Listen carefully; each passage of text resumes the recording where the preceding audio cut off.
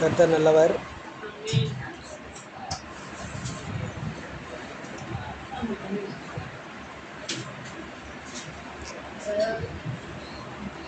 நம்ம என்ன வசனம் கடைசியா பார்த்துருக்கோம் ஞாபகம் இருக்கா?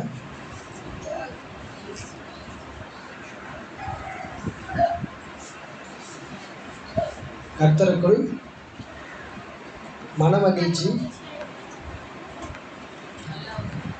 மனமகிழ்ச்சி நல்ல ஔஷதம்.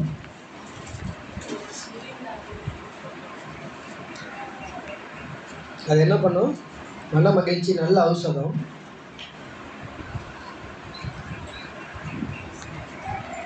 எழுந்த நீதிமொழிகள்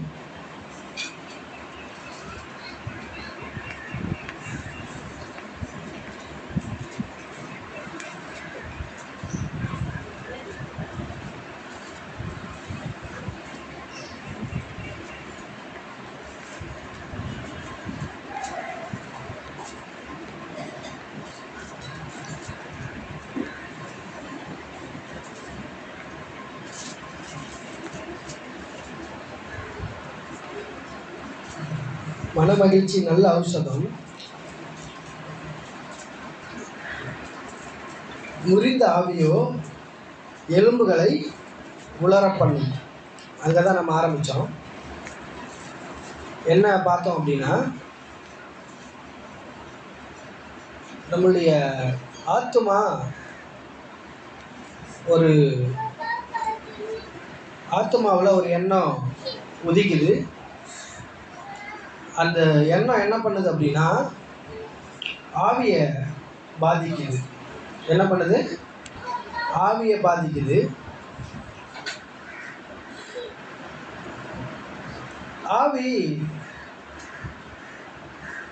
ஆவியை பாதிக்குது. ஆவி டைரெக்டாக சரீரத்தை பாதிக்குது அப்படின்னு நான் உங்களுக்கு காண்பிச்சேன். ஆவி டைரெக்டாக சரீரத்தை பாதிக்குது அப்படின்னா எப்படி அப்படின்னா, இப்போது நம்ம உடம்புல காயம்படுது அப்படின்னா, ஃபிசிக்கலாக காயம்படுது அப்படின்னா, அது என்ன பண்ணுது? காயம் எப்படி படுதுன்னா, ஃபஸ்ட்டு தோலில் தான் படுது. அப்புறம் அது சதையில் படுது. அப்புறம் ரத்தத்தில் படுது. அதுக்கப்புறமா தான் எலும்பில் படுது. கரெக்டாக? ஒரு காயம் ஏற்படுது அப்படின்னா, அந்த காயம் என்ன பண்ணுது அப்படின்னா, ஃபஸ்ட்டு தோலில் படுது, அப்புறம் சதையில் படுது, அப்புறம் ரத்தத்தில் படுது, அதுக்கப்புறமா தான் எலும்பில் படுது. ஆனால் நீதிமொழிகள் 17வது அதிகாரம் 22வது வசனம். ஆனால் இங்கே எப்படி போட்டிருக்குது? என்ன போட்டிருக்குது அப்படின்னா, மன மகிழ்ச்சி நல்ல ஔஷதம், முறிந்த ஆவியோ எலும்புகளை உலர பண்ணுமா. முறிந்த ஆவியோ எலும்புகளை உலர பண்ணும். நீதிமொழிகள் 15வது அதிகாரம் 13வது வசனத்தில் வாசித்தோம் அப்படின்னா, நீதிமொழிகள் 15, மன மகிழ்ச்சி முக மலர்ச்சியை தரும், மன துக்கத்தினால ஆவி முறிந்து போகுமா. நல்லா கவனிங்க. மனது துக்கமாக இருந்துச்சுன்னா ஆவி முறிந்து போகுமா. ஆனால் 17வது அதிகாரம் 22வது வசனம் சொல்லுது, முறிந்த ஆவி எலும்புகளை உலர பண்ணுமா. 13வது வசனம் 15, 13 என்ன சொல்லுது அப்படின்னா, மன துக்கத்தினாலே ஆவி முறிந்து போகும் அப்படின்னு சொல்லுது.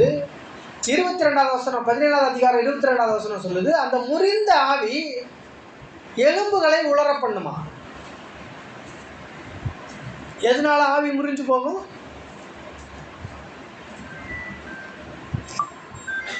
வாசிங்க 15வது அதிகாரம் 13வது வசனம் நீதிமொழிகள்.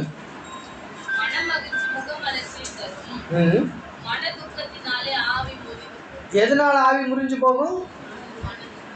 சத்தமா சொல்லுங்க. எதனால ஆவி முறிஞ்சு போகும்? இன்னும் சத்தமா சொல்லுங்க. எதனால ஆவி முறிஞ்சு போகும்? மனது துக்கமா இருந்துச்சு அப்படின்னா, உங்களுடைய மனது துக்கமா இருந்துச்சு அப்படின்னா உங்களுடைய ஆவி முறிந்து போயிடும். மனது நல்லா கவனிங்க. மனது துக்கமா இருந்துச்சுன்னா என்ன நடக்கும்? மனது துக்கமா இருந்துச்சுன்னா என்ன நடக்கும்? ஆவி முறிந்து போகும். ஆவி முறிஞ்சிருச்சுன்னா அது எலும்புகளை உலர பண்ணுமா. ஆவி முறிஞ்சிருச்சுன்னா என்ன ஆகும்? எலும்புகளை உலர பண்ணும். நான் சொன்னேன், ஃபிசிக்கலாக ஒரு காயம் ஏற்படும் போது அது டைரெக்டாக எலும்பை பாதிக்கிறது இல்லை, அது தோலை பாதிக்குது, சதையை பாதிக்குது, ரத்தத்தை பாதிக்குது, அப்புறமா தான் எலும்பை பாதிக்குது.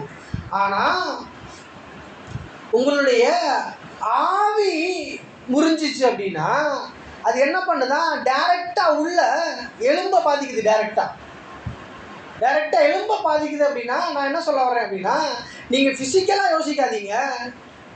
ஆவி முறிஞ்சு போச்சு அப்படின்னா நம்ம எலும்பில் ஏதோ டேமேஜ் வரும் போல் அப்படி யோசிக்காதீங்க. நான் என்ன சொல்ல வரேன்னா, மனது துக்கமாக இருந்துச்சு அப்படின்னா அது என்ன பண்ணும் அப்படின்னா, அது மன துக்கம் ஆவியை முறிச்சு போடும். அந்த முறிஞ்சு போன ஆவி உங்களுக்குள்ளாக ஆழமான பாதிப்புகளை ஏற்படுத்தும். அதுதான் எலும்பு முறிஞ்சு போகும் அப்படின்னு போட்டிருக்கு. சாதாரண பாதிப்புகளை ஏற்படுத்துறது இல்லை.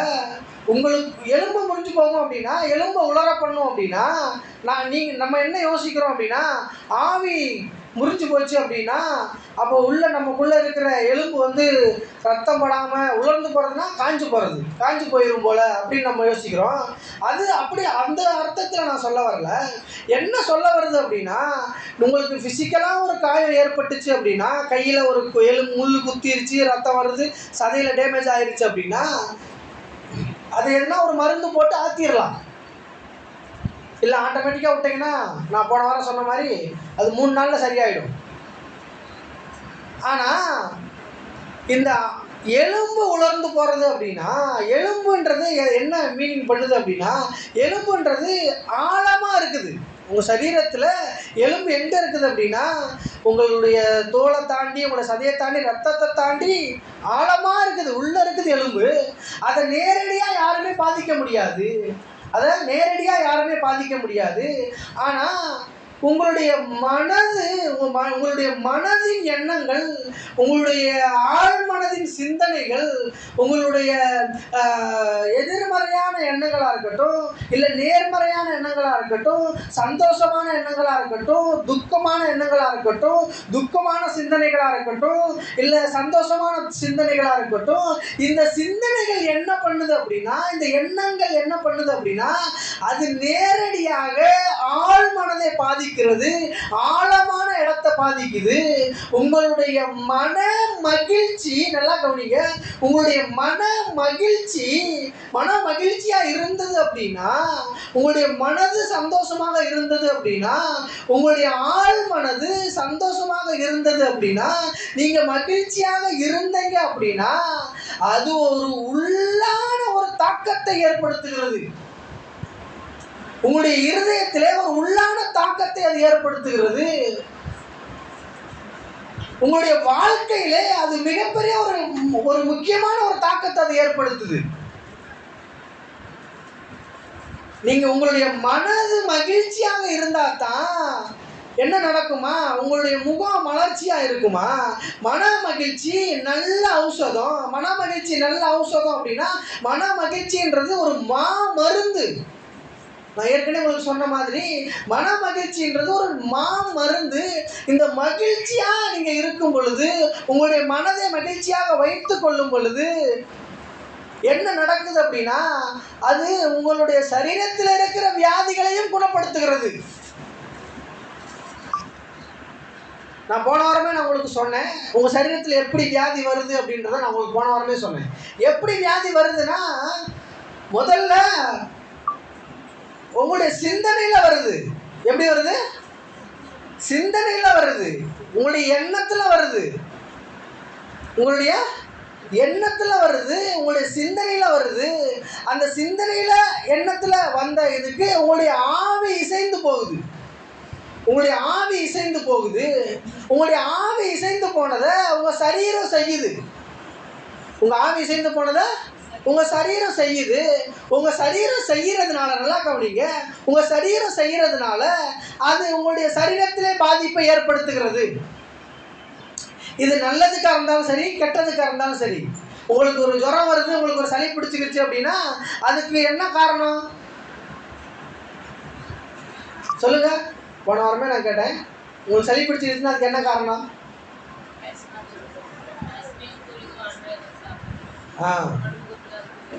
ஐஸ்கிரீம் சாப்பிட்றது, கூல்ட்ரிங்க்ஸ் சாப்பிட்றது, கூலிங்காக வாட்டர் குடிக்கிறது, இதெல்லாம் பண்ணீங்கன்னா சளி பிடிக்குது. ஆனால் நல்லா கவனிங்க, ஐஸ்கிரீம் சாப்பிடணும் அப்படின்னு யார் உங்களுக்கு சொன்னது?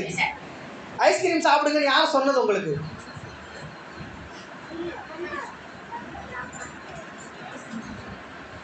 கவனிங்க, ஐஸ்கிரீம் சாப்பிடணும்னு யார் சொன்னது? யாருங்க சொன்னது ஐஸ்கிரீம் சாப்பிடணும்னு உங்களுக்கு?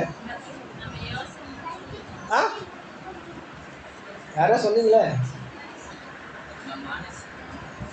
நம்மளுடைய மனதுல ஒரு சிந்தனை ஒண்ணு உதிச்சது, ஒரு எண்ணம் உண்டாச்சு. ஐஸ்கிரீமை பார்த்த உடனே ஒரு எண்ணம் உதிச்சது நம்ம தலையில. ஐஸ்கிரீமை பார்த்த உடனே அதை சாப்பிடணும்னு ஒரு எண்ணம் தோணுச்சு. எங்க உதிச்சது எண்ணம்? எங்க உதிச்சது எண்ணம்?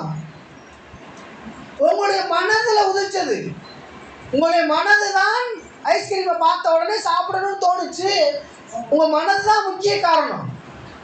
உங்க மனது ஐஸ்கிரீமை சாப்பிடணும்னு தோணுச்சு. உங்க மனதுக்கு நீங்க போய் உடனே உங்க ஆவி அதுக்கு இசைந்து போச்சு. அதுக்கப்புறம் உங்களுடைய சரீரம் போய் அந்த ஐஸ்கிரீமை வாங்குச்சு. உங்க வாய் அதை ருசிச்சு சாப்பிட்டுச்சு. 2 நாள் கழிச்சு சளி பிடிச்சிக்கிச்சு அப்படின்னு சொல்லி சொன்னீங்க. இதே மாதிரி தான் எல்லா விதமான நோய்களுமே இப்படித்தான் உண்டானது.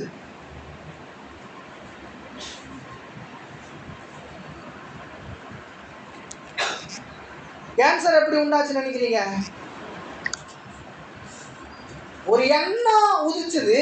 எப்படி அப்படின்னா, ஆன்ஸ் வாங்கி போடணும்னு சொல்லி ஒரு எண்ணம் உதிச்சிச்சு. முதல்ல போதைப் பொருளை சாப்பிடணும் அப்படின்னு சொல்லி ஒரு எண்ணம் உதிச்சிச்சு. சும்மாலாம் வர்றதில்லை யாருக்கும், எதுவும் எந்த வியாதியும். ஒரு எண்ணம் உதிக்குது, அப்புறம் அதுக்கு ஆவி இசைந்து போகுது, சரீரம் அதை வாங்குது, அதை புசிக்குது, அதன் மூலமா வியாதிகள் எல்லாம் உண்டாகுது. அதே போல நல்லா கவனிங்க, அதே போல உங்களுக்கு எப்பேற்பட்ட குணப்படுத்த முடியாத வியாதிகள் இருந்தாலும் நான் சொல்லுகிறேன், உங்க இருதயத்திலே, உங்களுடைய ஆழ் மனதிலே, உங்களுடைய சொந்த மனதிலே, ஆழ் மனதிலே ஒரு எண்ணம் உண்டாக வேண்டும். என்ன உண்டாகணும் அப்படின்னா, இந்த இருக்கிற சரீரத்திலே இருக்கிறதான இந்த பிரச்சனைக்கு ஒரு முடிவு இருக்கிறது, ஒரு தீர்வு இருக்கிறது, அது சரியாக போகிறது என்ற ஒரு எண்ணம் உண்டாக வேண்டும். நான் ஆரோக்கியமாக வாழ வேண்டும், நான் சுகமாக வாழ வேண்டும், நான் சுகவீனமாக இருக்கக்கூடாது, நான் சௌக்கியமாக வாழ வேண்டும், நான் ஆரோக்கியமாக வாழ வேண்டும் என்கிறதான எண்ணம் உண்டாக வேண்டும். அப்படி ஒரு எண்ணம் உங்களுக்குள்ள உண்டாகும் போகுது, அப்படி ஒரு சிந்தனை உங்களுக்குள்ளாக உண்டாகும் போகுது, அந்த சிந்தனைக்கு உங்கள் ஆவி இசைந்து போகும்.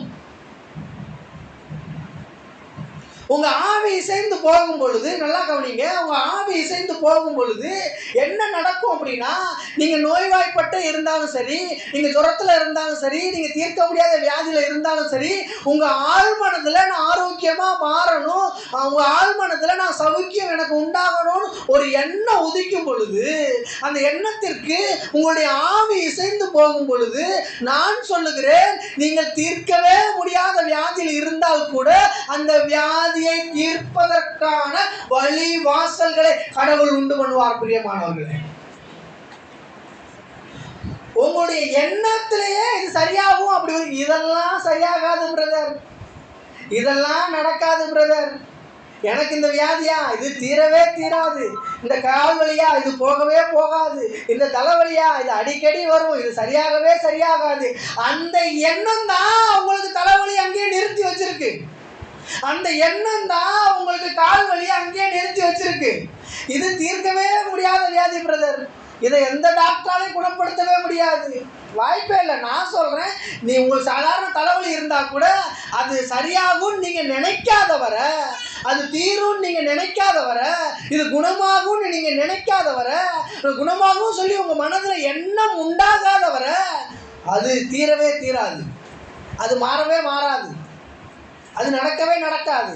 ஆனா அது தீர்க்கவே முடியாத ஒரு வியாதியா இருந்தாலும், அது மருந்தே கண்டுபிடிக்கப்படாத ஒரு வியாதியா இருந்தா கூட, உங்களுடைய ஆழ் மனதிலே, உங்களுடைய சிந்தனையிலே, உங்களுடைய மனதிலே எனக்கு இந்த வியாதி சுகமாக போகிறது, நான் ஆரோக்கியம் அடைய போகிறேன், நான் சௌக்கியமாக வாழப் போகிறேன்னு என்ன உதிச்சுச்சு அப்படின்னா, அது எப்பேற்பட்ட வியாதியாக இருந்தாலும் அதை தீர்க்கக்கூடிய, அதை அந்த வியாதியை இல்லாமல் பண்ணக்கூடிய வழி வாசல்களை கடவுள் உங்களுக்காக உண்டு பண்ணுவார். பிரியமானவர்களே,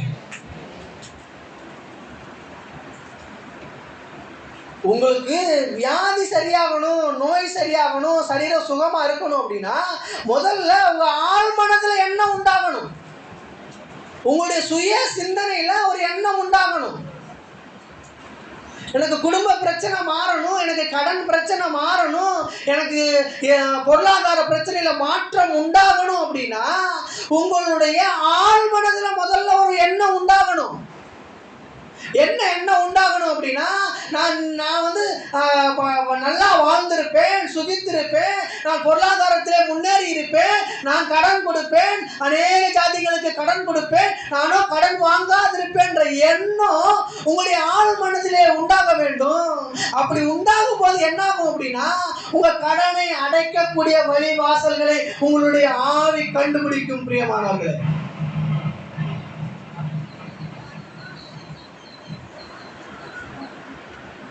தீர்க்கவே முடியாத வியாதி இருக்கும் பொழுது அதற்கு எப்படி தீர்வை கண்டுபிடிக்கிறாங்க அப்படின்னா, அவங்களுடைய ஆழ் மனதில் முதல்ல ஒரு எண்ணம் உண்டாகுது, இந்த வியாதிக்கு ஒரு மருந்தை கண்டுபிடிக்கலாம் அப்படின்னு சொல்லி. தீர்க்கவே முடியாத ஒரு கடன் பிரச்சனை உங்களுக்கு இருக்கும் பொழுது நீங்க ஆழ் மனதுல நானும் கடன் வாங்காதிருப்பேன், அநேக ஜாதிகளுக்கு கடன் கொடுப்பேன், உங்க ஆழ் மனதுல எண்ணத்தை நீங்க உண்டு பண்ணி வைக்கும் பொழுது என்ன ஆகுது அப்படின்னா, உங்க கடனை அடைக்கக்கூடிய வழிவாசல்களை உங்கள் ஆவி தேடி கண்டுபிடிக்கிறது. முதல்ல உங்களுடைய மனதில மாற்றம் உண்டாக வேண்டும், உங்க ஆத்மாவே மாற்றம் உண்டாக வேண்டும். அந்த உண்டான மாற்றத்தை உங்களுடைய ஆவி அங்கீகரிக்க வேண்டும். அதற்கு பின்பாக தான் அது உங்க சரீரத்திலே செயல்பட ஆரம்பிக்கிறது. பிரியமானவர்களே,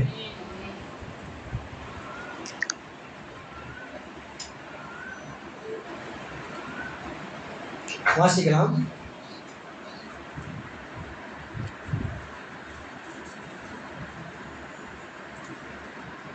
சங்கீதம் 37:4. கர்த்தரிடத்திலே மனமகிழ்ச்சியாயிரு, அவர் உன் இருதயத்தின் வேண்டுதல்களை உனக்கு அருளி செய்வார்.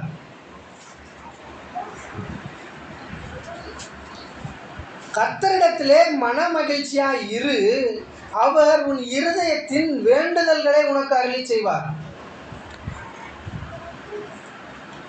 நீங்க உங்க ஆழ் மனதுல, உங்களுடைய ஆழ் மனது அப்படின்னா உங்களுடைய ஆத்மாவில் நீங்க மகிழ்ச்சியா இருக்க பழகி கொண்டீங்க அப்படின்னா, மன மகிழ்ச்சியா இருக்க பழகி கொண்டீங்க அப்படின்னா அவர் என்ன பண்ணுவாராம், உங்க இருதயத்தின் வேண்டுதல்களை உங்களுக்கு அருளி செய்வார். நீங்க கேட்கறதெல்லாம் அவர் கொடுத்துருவாரு அப்படின்னு அர்த்தம் இல்லை, அப்படி மீனிங் கிடையாது. அப்போ நான் கடவுள்கிட்ட மகிழ்ச்சியா இருந்தேன்னா, இல்லை மனதுல மகிழ்ச்சியா இருந்தேன்னா, நான் என்னெல்லாம் நினைக்கிறேனோ அதெல்லாம் எனக்கு கிடைக்கும் போல, அப்படி போடல. திரும்பி நல்லா படிங்களே, அதை படிச்சு பாருங்களேன். கர்த்தரிடத்தில் மனமகிழ்ச்சியா இரு, அவர் உன் இருதயத்தின் வேண்டுதல்களை எல்லாம் உங்களுக்கு அருளி செய்வாராம். அதாவது நீங்க வேண்டிக் கொள்ளுகிற காரியத்தை உங்களுக்கு அருளி செய்கிறவர் அல்ல அவரு. நீங்கள் நீங்க என்னெல்லாம் வேண்டிக்கிறீங்களோ, எனக்கு அது மாறணும் பிரதர், எனக்கு இது மாறணும் ஆண்டவரே, எனக்கு அது கிடைக்கணும், எனக்கு இது கிடைக்கணும், அப்படி நீங்க வேண்டிக் கொள்ளுகிறது அவர் தருகிற தெய்வம் கிடையாது. நீங்கள் அவர்கிட்ட மன மகிழ்ச்சியாக இருந்தீங்க அப்படின்னா, உங்கள் ஆழ் மனதில் நீங்கள் மகிழ்ச்சியாக இருந்தீங்க அப்படின்னா, உங்களுடைய உள்ளான மனிதனில், ஆத்மாவில் நீங்கள் மகிழ்ச்சியாக இருக்க கற்றுக்கொண்டீர்களானால் அவர் என்ன பண்ணுவாரானா, அவர் நீங்கள் என்ன வேண்டிக் கொள்ள வேண்டுமோ, நீங்கள் என்னத்தை சூஸ் பண்ணணுமோ, நீங்கள் எதை வேண்டிக் கொள்ள வேண்டுமோ அதை உங்களுக்கு சொல்லிக் கொடுப்பாராம்.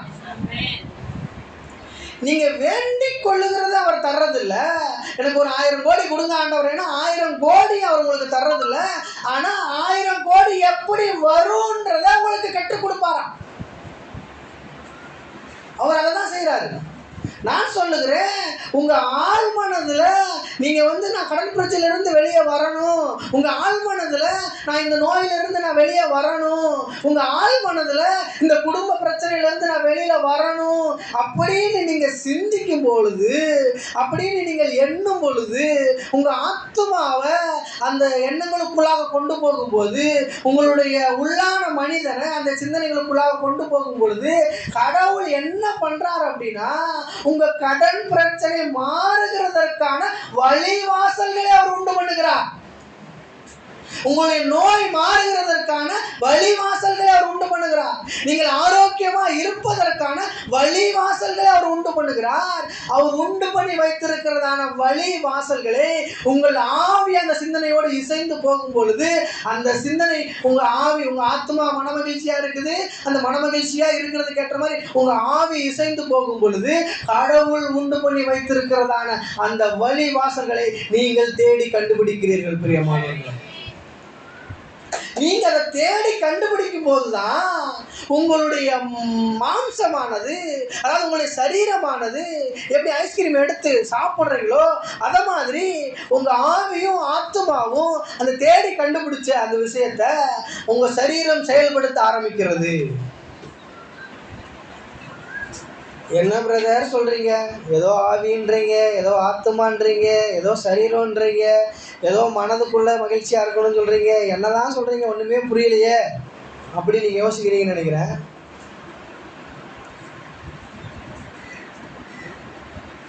நல்லா கவனிங்க. இப்போ ரொம்ப கஷ்டத்துல இருக்கிறீங்க, நீங்க கரெக்டா? ரொம்ப கஷ்டத்தில் இருக்கிறீங்க, ரொம்ப துக்கமாக இருக்கிறீங்க, என்னதான் பண்ண போகிறனோ தெரியலையே அப்படின்னு யோசிச்சுட்டு இருக்கிறீங்க. உங்கள் மனது எப்படி தான் இந்த பிரச்சனையிலேருந்து வெளியே வர போகிறேன்னு தெரியலையே அப்படின்னு அங்கலாய்ச்சி கொண்டு இருக்கிறது. கடன் பிரச்சனை அப்படி கழுத்தை நெருக்கிக்கிட்டு இருக்குன்னு வச்சுக்கோங்களேன். நோய் வேதனையாக மாறி நோயினால் வேதனைப்பட்டு கொண்டு இருக்கிறீங்க. அப்படி ஒரு சுச்சுவேஷன், என்னதான் பண்ண போகிறோம்னே தெரியலையே அப்படின்னு யோசிச்சுட்டு இருக்கும்போது திடீர்னு ஒரு சந்தோஷமான செய்தி. கஷ்டத்தில் இருக்கிறீங்க, நல்லா கவனிங்க, கஷ்டத்தில் இருக்கிறீங்க, வேதனையில் இருக்கிறீங்க, மனது வேதனைப்பட்டு கொண்டு இருக்குது. அப்படி இருக்கும்போது திடீர்னு ஒரு சந்தோஷமான செய்தியை கேள்விப்படுறீங்க. என்ன அப்படின்னா, ஒரு 1 கோடி ரூபா லாட்டரியில் விழுந்துருச்சு உங்களுக்கு. எப்படி? ஒரு 1 கோடி ரூபா லாட்டரியில் விழுந்தது மாதிரி விழுந்துருச்சு திடீர்னு. இப்போ நல்லா கவனிங்க, இப்போ இதுக்கு முன்னாடி நீங்கள் துக்கமாக இருந்தீங்க இல்லையா, கஷ்டமாக இருந்தீங்க இல்லையா, அந்த 1 கோடி ரூபா உங்கள் கையில் கிடச்சிருக்கு அப்படின்னா, அந்த 1 கோடி ரூபா கிடைச்ச சந்தோஷத்தை நீங்கள் கொண்டாடுவீங்களா, இல்லை இதுக்கு முன்னாடி இருந்த கஷ்டத்தை நீங்கள் கொண்டாடுவீங்களா?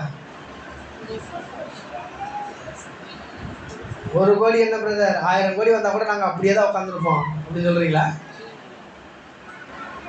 எவ்வளவு துக்கமான விஷயமா இருந்தாலும், எவ்வளவு மாற்ற முடியாத கஷ்டமாக வேதனையாக இருந்தால் கூட, ஒரு சந்தோஷமான விஷயத்தை கேள்விப்பட்ட உடனே நம்மளுடைய மனது ஆட்டோமேட்டிக்காக சந்தோஷமா மாறுதா? அப்படியே நல்லா கவனிங்க, அப்படியே அந்த கையில் இருந்த காசெல்லாம் செலவு பண்ணிடுறீங்க. நல்லா கவனிங்க, செலவு பண்ணிடுறீங்க. இப்போ கையில் காசே இல்லாத நிலைமைக்கு வந்துடுறீங்க. திடீர்னு ஒரு துக்கமான செய்தியை கேள்விப்படுறீங்க. இப்போ அந்த 1 கோடி ரூபாய் உங்களுக்கு கிடைச்சப்போ ஒரு சந்தோஷம் இருந்துச்சு இல்லையா, அந்த சந்தோஷத்தை இப்போ நினைச்சு சந்தோஷப்பட முடியுமா? படுறீங்களா? இப்போ அந்த துக்கத்தை தான் நினைப்பீங்க. இந்த துக்கத்தையும் நினைக்கக்கூடாதுப்பா, இந்த கஷ்டத்தையும் நினைக்கக்கூடாது அப்படின்னு இனிமேல் இதையும் நினைக்கக்கூடாது, சிந்தனைக்கு வரக்கூடாது அப்படின்னு சொல்லிட்டு போயிட்டீங்கன்னா கூட உங்களையும் அறியாமல் கொஞ்ச நேரம் கழிச்சு அதுவே வரும். உங்கள் சிந்தனை, உங்கள் எண்ணம், உங்கள் மனது துக்கப்படும், உங்கள் மனது கவலைப்படும். எப்படியாவது இந்த கவலையிலேருந்து வெளியே வந்துடணும். இனிமேல் இதை பற்றி யோசிக்கவே கூடாது. அது போனது போட்டு அது இருந்தது இருக்கட்டும், ஆனால் இதை பற்றி யோசிக்கவே கூடாது, இதை பற்றி எண்ணவே கூடாது, இது சிந்திக்கவே கூடாது இதை பற்றி அப்படி நினச்சிட்டு போனால் கூட ஒரு 5 நிமிஷம் கழிச்சு, நல்லா கவனிங்க, ஒரு 5 நிமிஷம் கழிச்சு நீங்களே நினைக்க வேணாம் நினச்சிருந்தா கூட, நீங்களே எண்ண வேணாம் நினச்சிருந்தா கூட, நீங்களே யோசிக்க வேணாம் நினச்சிருந்தா கூட ஒரு 5 நிமிஷம் கழிச்சு 10 நிமிஷம் கழிச்சு ஆட்டோமேட்டிக்காக அதே எண்ணம் உங்களுக்கு வரும். ஆட்டோமேட்டிக்காக அதே எண்ணம் உங்களுக்கு வரும். கவனிங்க,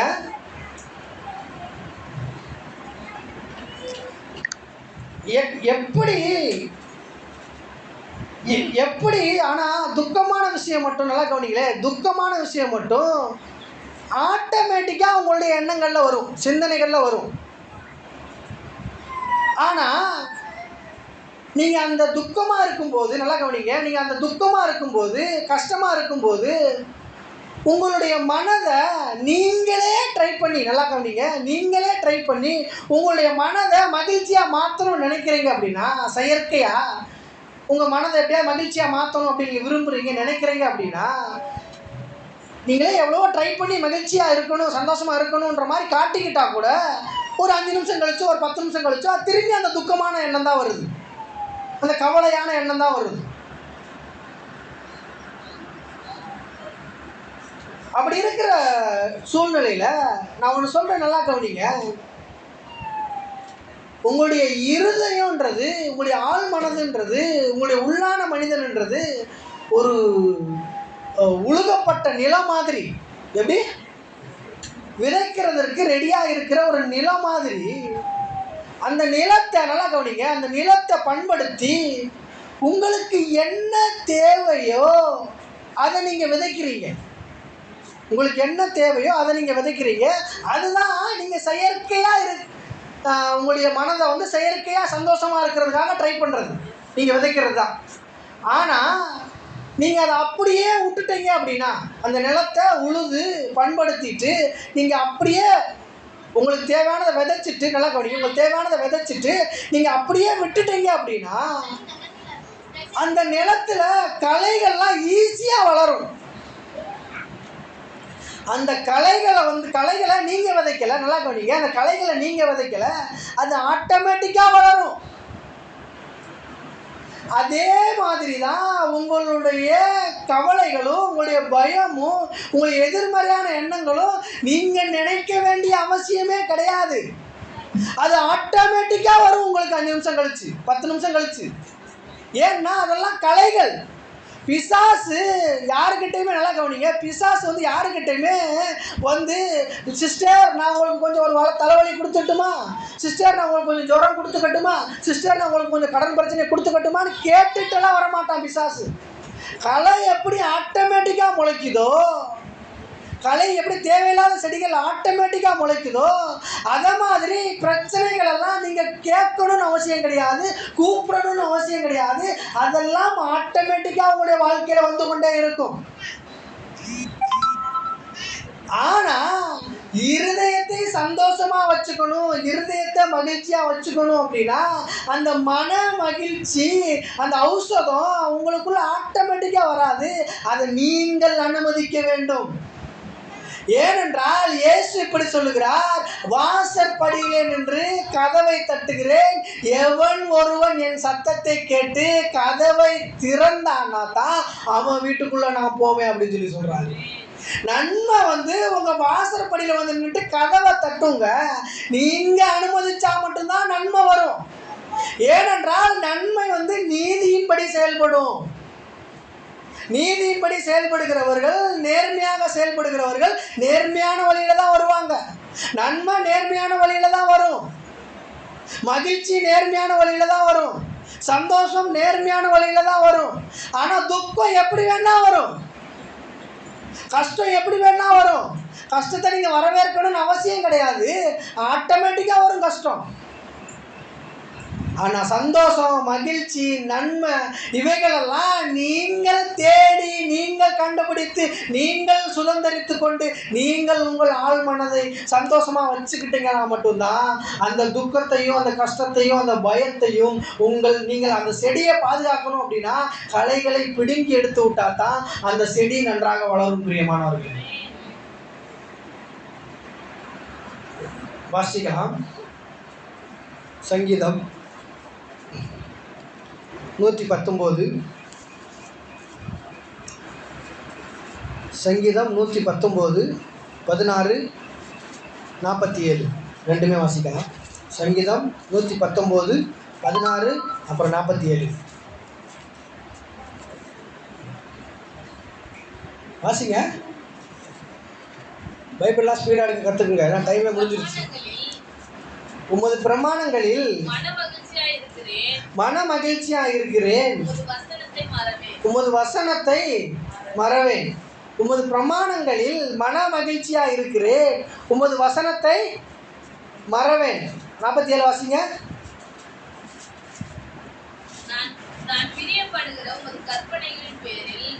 நான் பிரியப்படுகிற உமது கற்பனைகளின் பேரில் மன மகிழ்ச்சியா இருப்பேன். நல்லா கவனிங்க. மன மகிழ்ச்சி நல்ல ஔஷதம். அது என்ன பண்ணும் அப்படின்னா, முறிந்த ஆவி எலும்புகளை உலர பண்ணும். இந்த மன மகிழ்ச்சி நல்ல ஔஷதம். முறிந்த ஆவி என்ன பண்ணும் அப்படின்னா எலும்புகளை உலர பண்ணும். மன துக்கம் என்ன பண்ணாலும் பண்ணிங்க, மன துக்கம் என்ன பண்ணுன்னா ஆவியை முறித்து போடும். என்ன அடுத்த வசனத்தெல்லாம் சொல்கிறேன். மன துக்கம் ஆவியை முறித்து போடும். அந்த முறித்து போடப்பட்ட ஆவி, அந்த முறிந்து போன ஆவி என்ன பண்ணும் அப்படின்னா எலும்புகளை உலர பண்ணும். நல்லா கவனிங்க. உங்களுடைய மனசு துக்கமாக இருக்குது அப்படின்னா அது என்ன பண்ணும் அப்படின்னா உங்கள் ஆவியை உடைய பண்ணும், உங்கள் ஆவியை நொறுங்க பண்ணும், உங்கள் இருதயத்தை நொறுங்க பண்ணும், உங்கள் ஆத்மாவை நொறுங்க பண்ணும். ஒரு துக்கமான விஷயத்தை நீங்கள் கேள்விப்படுறீங்க அப்படின்னா என்ன சொல்கிறீங்க அப்படின்னா, ஐயோ இதயமே நொறுங்கி போன மாதிரி இருக்கே. நல்லா இருக்கிற எங்கள் அப்பா திடீர்னு ஹார்ட் அட்டாக்ல செத்து போயிட்டார் அப்படின்னா என்ன ஆகும்? என்ன சுகம்? செய்தியை கேட்ட உடனே கீழே விழுந்து உருண்டு பிறல்ற மாதிரி என் மனசு உடஞ்சிரும். அதெல்லாம் அங்கே சொல்லுது. மன துக்கம் என்ன பண்ணுன்னா ஆவியை முறித்து போடும், ஆவியை நொறுங்க பண்ணும். அந்த மன துக்கம் ஆவியை நொறுங்க பண்ணும். அந்த நொறுங்கி போன ஆவி என்ன பண்ணுன்னா எலும்புகளை உலர பண்ணும். அதாவது ஆழமான பாதிப்புகளை ஏற்படுத்தும். எத்தனையோ பேர் அவங்க அப்பா செத்து போன செய்தியை கேட்டு இன்னைக்கு மனநோயாளி ஆனவங்களா இருக்கிறாங்க. ஏன்னா அவங்க அப்பாவை அவ்வளோ நேசிச்சிருக்கிறாங்க. அதோட அப்படி பைத்தியமாகி போனவங்களா இருக்கிறாங்க. ஏன் அது நடந்துச்சு? எப்படி நடந்துச்சு அப்படின்னா அந்த செய்தியை கேள்விப்பட்ட உடனே அவங்களுடைய ஆத்மா நொறுங்கி போகுது, அவங்களுடைய மனது நொறுங்கி போகுது. அந்த மனது நொறுங்கி போகிறது அது சரீரத்தையும் பாதிக்குது. எலும்புகளை உலர பண்ணுகிறது, எலும்புகளை உலர பண்ணுகிறது. அது நேரடியாக சரீரத்தையும் பாதிக்குது. இப்போ நான் என்ன சொல்கிறேன் அப்படின்னா இதுக்கு மருந்து என்ன அப்படின்னா, இது சரி பண்ணுறதுக்கு மருந்து என்ன அப்படின்னா மன மகிழ்ச்சி நல்ல மருந்து. மன மகிழ்ச்சி நல்ல ஔஷதம். மன மகிழ்ச்சி தான் நல்ல ஔஷதம். அப்போது நீங்கள் மனது துக்கமாக இருந்துச்சு அப்படின்னா, எப்படி மன துக்கமாக இருந்துச்சு அப்படின்னா அந்த துக்கம் ஆவியை நொறுங்க பண்ணி ஆவியை முறிந்து போக பண்ணி எப்படி அந்த முறிந்து போன ஆவி எலும்புகளை உலர பண்ணுதோ அதே மாதிரி அந்த துக்கமாக இருக்கிறதுக்கு பதிலாக, நல்லா கவனிங்க, அந்த துக்கமாக இருக்கிறதுக்கு பதிலாக உங்களுடைய மனது மகிழ்ச்சியாக இருந்துச்சு அப்படின்னா அது அப்படியே ஆப்போசிட்டா அது என்ன பண்ணுது? மனோ துக்கம் எலும்புகளை உலர பண்ணுற மனோ துக்கம் என்ன பண்ணுது? வாசிங் சிஸ்டர், மன துக்கத்தினாலே ஆவி முறிந்து போகுது. அதே மாதிரி அந்த முறிந்து போன ஆவியை கட்டப்படணும் அப்படின்னா, சரிப்படுத்தப்படணும் அப்படின்னா மனது துக்கத்திற்கு பதிலாக மகிழ்ச்சியை அனுபவிக்க வேண்டும். மன துக்கமாக இருந்துச்சுன்னா ஆவி முறிந்து போகுது. முறிந்து போன ஆவி சரீரத்தை பாதிக்குது. ஆனால் அதே ஆப்போசிட்டாக கவனிச்சிங்க அப்படின்னா, மன மகிழ்ச்சியாக இருந்தது அப்படின்னா, எப்படி முறிந்து போன ஆவியாக இருந்தாலும் அந்த முறிந்து போன ஆவி நல்ல சந்தோஷமான ஆவியாக, கட்டப்பட்ட ஆவியாக, சீர்பட்ட ஆவியாக மாறுகிறது. அந்த சீர்பட்ட ஆவி என்னவாகுது அப்படின்னா, உங்களுடைய சரீரத்தை டைரக்டா பாதிச்சு குணப்படுத்துதலை உண்டு பண்ணுகிறது. என்ன பண்ணுது? சரீரத்துல சுகத்தை உண்டு பண்ணுகிறது. இப்போ இங்க சங்கீதக்காரன் தாவீது என்ன சொல்றான் அப்படின்னா, நல்லா கவனிங்க, மன மகிழ்ச்சியா இருக்கணும் அப்படின்னா, உங்களுடைய மனது மகிழ்ச்சியா இருக்கணும் அப்படின்னா, நான் பிரியப்படுகிற, நல்லா கவனிங்க, நான் பிரியப்படுகிற உமது கற்பனைகளின் பேரிலே நான் மன மகிழ்ச்சியா இருப்பேன்.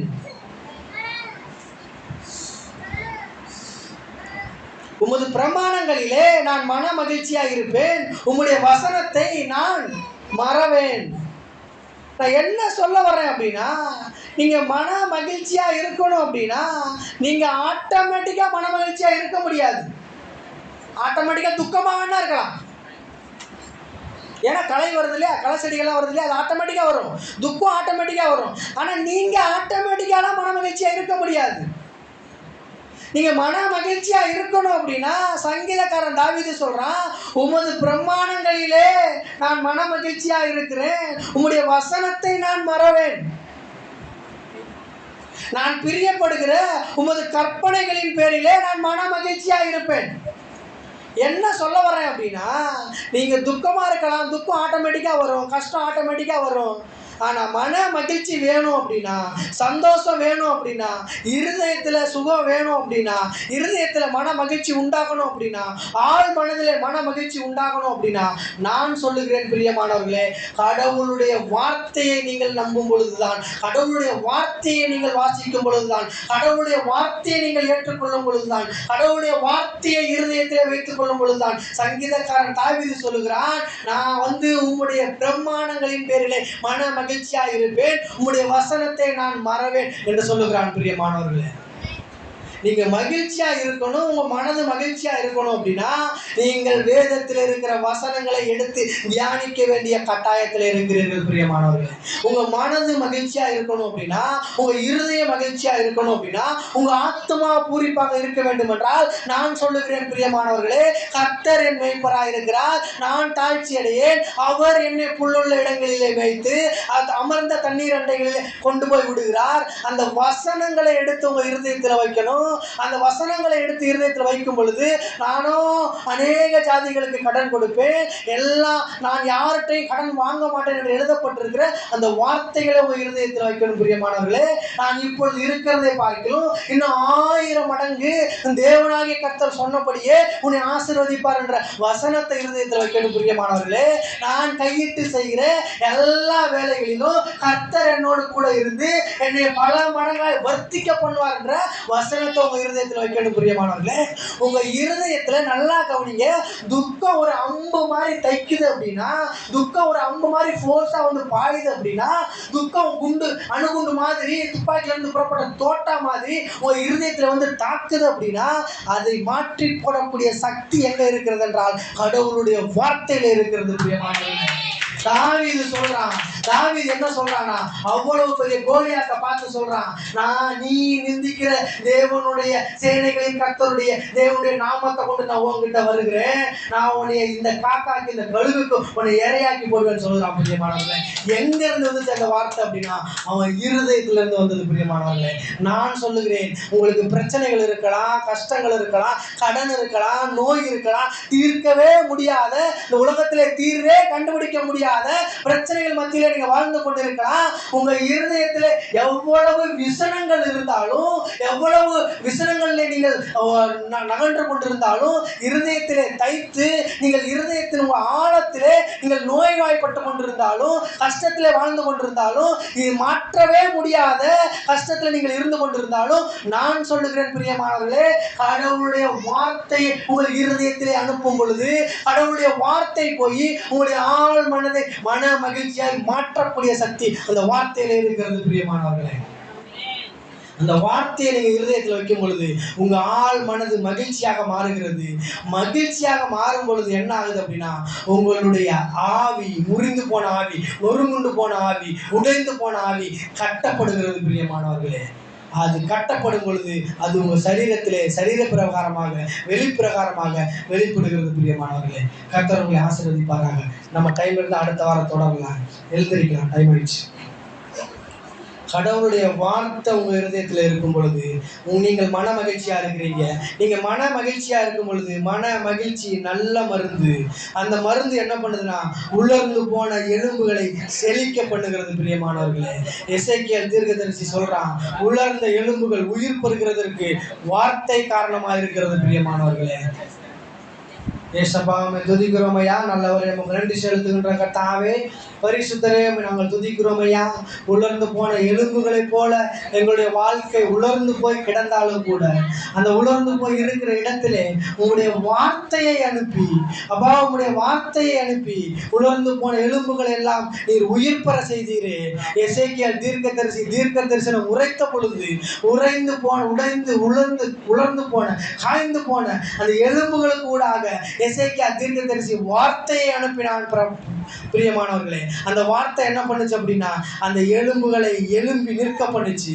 அந்த எலும்புகளுக்குள்ளாக சதையை உண்டு பண்ணுச்சு. அந்த எலும்புகளுக்குள்ளாக நரம்பை உண்டு பண்ணுச்சு. அந்த நரம்புகளுக்குள்ளாக இரத்தத்தை உண்டு பண்ணினது பிரியமானவர்களே. இறுதியாக இஸ்ரவேல் ஜனங்கள் சேனைகளைப் போல எழுந்து நின்று கடவுளை ஆராதித்தார்கள் பிரியமானவர்களே. அதே போல உங்களுடைய உயிரில்லாத சரீரங்களிலே, காய்ந்து போய் கிடக்கிற சரீரங்களிலே, காய்ந்து போய் கிடக்கிற இருதயங்களிலே நான் இப்பொழுது வார்த்தையை அனுப்புகிறேன். அந்த வார்த்தை உங்களுடைய காய்ந்து போய் கிடக்கிற எல்லா இருதயங்களுக்கும் உயிரை கொடுக்கிறது பிரியமானவர்களே. மகிழ்ச்சியை கொடுக்கிறது பிரியமானவர்களே. அந்த மகிழ்ச்சி உங்களுடைய எலும்புகளுக்கு சத்தை கொடுக்கிறது, சத்துவத்தை கொடுக்கிறது. அந்த சத்துவம் உங்களை எழுந்து நிற்கப்படுகிறது பிரியமானவர்களே. அப்பா உண்மை துதிக்கிறோம் ஐயா. நல்லவரை நமக்கு நாங்கள் நன்றி சொல்லுகிறோம் கர்த்தாவே. வாழ்க்கையில மிகப்பெரிய ஒரு மாற்றத்தை பெற்றுக்கொண்ட பிள்ளைகளாக, இருதயத்தில் ஒரு மாற்றத்தை பெற்றுக்கொண்ட பிள்ளைகளாக, இந்த வாரம் முழுவதுமாய் இருதயத்தில் இருக்கிறதான வார்த்தைகளை தியானிக்கிற பிள்ளைகளாக, வாழ்க்கையிலே வெற்றியை பெற்றுக்கொள்கிற பிள்ளைகளாக, எளிதாக அப்பா இவர்கள் சுகத்தை சுதந்திரித்துக் கொள்கிற பிள்ளைகளாக, எளிதாக வெற்றியை சுதந்திரித்துக் கொள்கிற பிள்ளைகளாக, எளிதாக நன்மையான வாழ்க்கையை சுதந்திரித்துக் கொள்கிற பிள்ளைகளாக கர்த்தர் இவர்களை மாற்றுவதற்காக நன்றி சொல்லுகிறேன் டாடி. அப்பா எல்லாவற்றையும் கரத்துல கொடுக்கிறேன் ஐயா. இயேசு கிறிஸ்து நீங்க நாமத்தில் ஜெபிக்கிறேன் நல்ல பிதாவே. ஆமென் ஆமென் ஆமென். ஹல்லேலூயா. இப்போ யாரும் மக்கள் பாடல் பாடுறது கர்த்தருக்கு